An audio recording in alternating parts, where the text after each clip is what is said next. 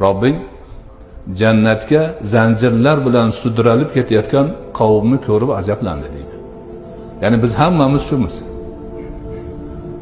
Jannat borligini bilamiz. Do'zax borligini bilamiz.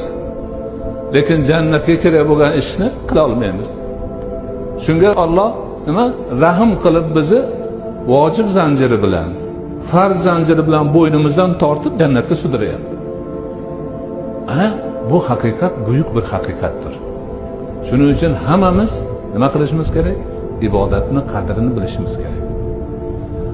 Ibodatni tanitib qo'ygan Allohga hamd sano aytishimiz kerak. Ibodat fursatini umrimizning eng go'zal fursati deb bilishimiz kerak. Ibodat bilan banda Allohga yaqinlashadi. Allohning roziligini topadi. Allohning muhabbatiga sazovor bo'ladi. Bundan ulug' narsa yo'q dunyoda.